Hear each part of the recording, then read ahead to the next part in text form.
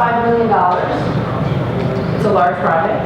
And we will be complying with Section 3 of the Department of Housing and Urban Development. It's a regulation that that stipulates that a certain percentage of your workforce will be locally hired. And El Centro is actually aiming to go above and beyond what the regulatory guidance is so that we can hire as many low-income local folks as possible. And so local will be defined as this project as both the immediate census tracts as well as surrounding low-income census tracts. So this is an event that we're having on Saturday, an open event for anybody to come and find out more information about the different trades throughout the project. We'll be hiring all throughout the project, and we'll lay out the different timelines for each trade. Is it a job fair or is it a contractor bidding? It's a job fair. Individuals. People can actually come apply for jobs on that. Yes, and the qualification for who is low income really depends on your family size, but for about a family of 4 in Seattle and the immediate surroundings, it's about $60,000 a year for a family of 4. So that's sort of general guidance for you. It depends on exactly what census tract you're in, and they run all those numbers for folks when they come and apply. So that's an important event. And then we've been talking about, this isn't firmed up yet, but the next Beacon Hill meeting of your group is February 3rd, right? Am I right on that one, sir? Yes. And that potentially at 6:15, a little bit early, we will do sort of meet our GC, which is Walsh Construction. They're a really great shop. We have a wonderful team, and we would like to bring out our superintendent and our project manager so that you all can meet them and ask questions.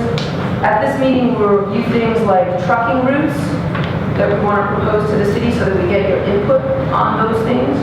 Sidewalk closures, if we're going to have any. Where the job shack will be located, whether it will be on site or over a sidewalk. Parking for GC and subs. Our GC Walsh wants to be really conscientious about not taking up too much parking in the neighborhood, so they're looking at a variety of options for that. And then just to meet, most specifically, the superintendent. So you have, his name is Tim, and so you have his name and number. Because if there's ever any dust, any ever parking issues, any noise issues, we are going to expect that you are going to have numbers that you can call and people and faces that you know to resolve any issues. Now we hope that there never are any issues, but we feel like that level of interaction is what makes a project successful, and that's how Walsh operates too. So part of why they were selected for the project. Will it be here or? That will be here. So the idea is that we would come a little bit early before your next meeting and kind of have like an open house where we can go over some of these topics, give you some handouts on trucking routes, for example, and you can just meet our folks and we can answer any questions or concerns that you may have. So that will be around 6:15 p.m. and we will finalize that time and send that out soon. So I'll send out confirmation soon. My writing isn't much better than that other gentleman's. Mr. Hutchins is outside. Okay. So those are 2 big meetings that are coming up that we're just trying to spread the word on as much as possible. Let's see, what else? A couple of other big kind of milestone things that we've accomplished recently is that we finished our traffic and parking study, which was a requirement of our SEPA.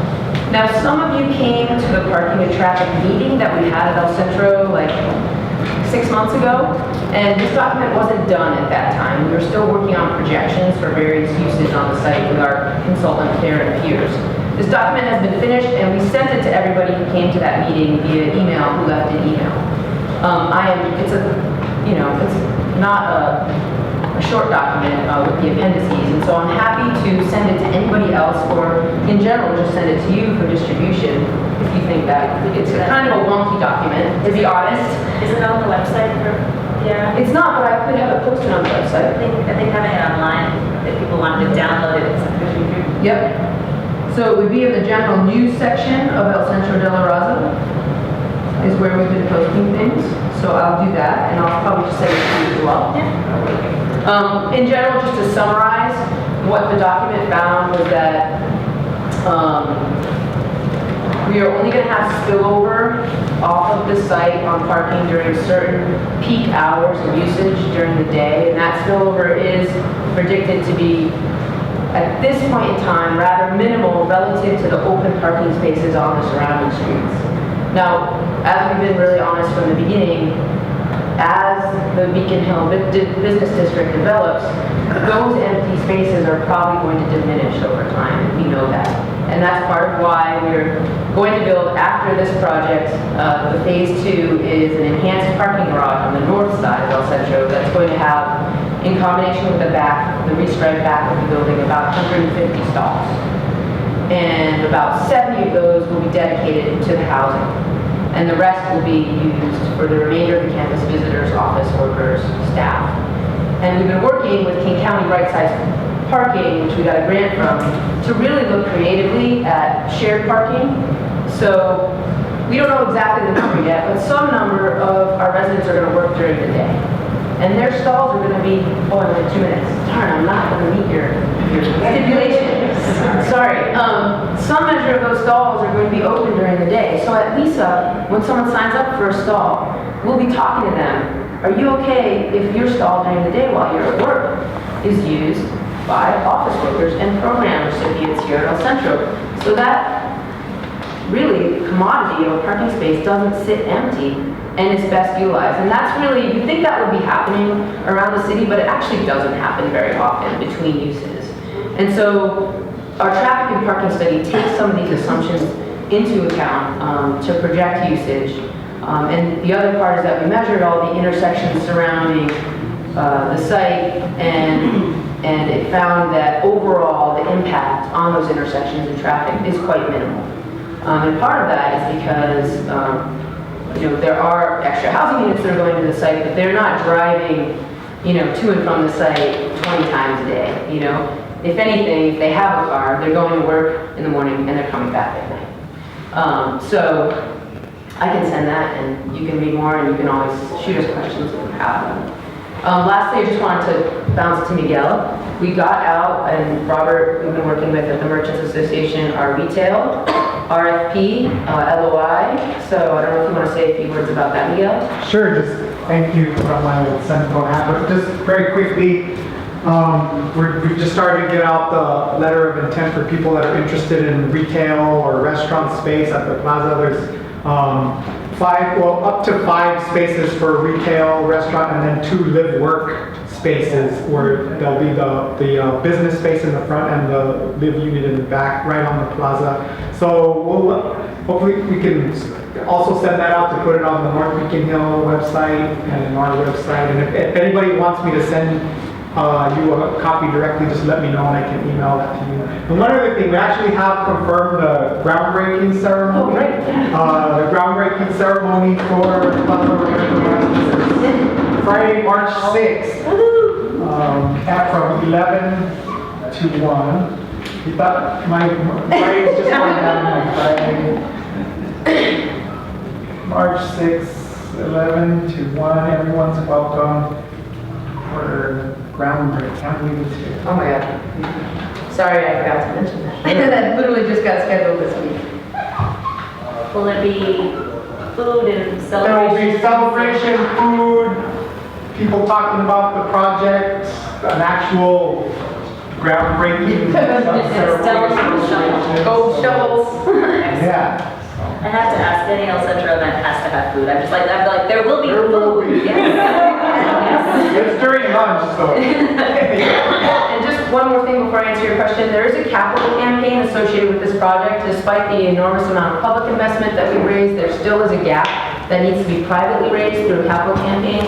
El Centro is about $1.6 million into about this $3.5 million capital campaign, which is a great point to be at, and we've got almost $4 million in other requests out there right now between major gifts and foundations. So that is going to become a public campaign very soon, and there'll be many events and things like buy a brick or buy a tile associated with that we'll be getting more information out on. Do you have an electronic flyer of the local hire event that we can, I will send that to you. Yeah. With Facebook and all that kind of stuff? Absolutely. Do you have a contact or a card that I could take? Okay, great. Yeah, Just, what is your general estimate of how long it will take from the beginning of construction until it's completed? oh, we don't have a general estimate, we have a very hard Yeah. estimate because tax credits require that you finish. They have a very good idea of exactly when you're going to deliver your units because the amount of equity you get is all related to the timing of the delivery of your apartments. And so the west building, as you will recall, I know I'm running past time, I'll just do this quickly. There's the west building, right? Here's Festival Street, here's Beacon Ave, here's the west building, and then there's the east building. This is 17. Wow, this is why I'm not an architect, right? Here's the plaza. West building will deliver first in 15 months, so it'll be done by June 2016. This all is presuming a March start. And the reason we need to hit March is because we have to have all of our tax credits delivered by the end of 2016. Once we start March, past March, it gets really tight. So this will be June 2016, and the reason this is coming first is because we have to move the kids that are in these portables into the childcare here as soon as we can. That's really the first priority to get that childcare up and running. And then the east building will come immediately after in July 2016. I'm just going to do a little mini site plan here. Sorry, this is so ad hoc, folks. Here's the El Centro Schoolhouse. North parking lot will start as soon as these portables move out. So let's say September for now. 2016. This will be done by December, January 26th, about 3 to 4 months. So it's going to be, boom, west, east parking, and it will go in that succession. And at this point, we're treating the parking as a separate phase. So everything we're doing here in terms of coming out and talking about construction mitigation and timing and our team, we will do also on here before this starts. And especially on trucking here because we're going to be removing more dirt from this actually than we will from here because we're going into the side of the hill. And it's predominantly single family, a little bit more than it is right here. So we want to be really sensitive to the immediate neighbor there. So we'll be definitely coming out and talking more about that. I know we haven't talked about that as much. And it's really because it's phasing behind Piata. Thank you, they don't get that.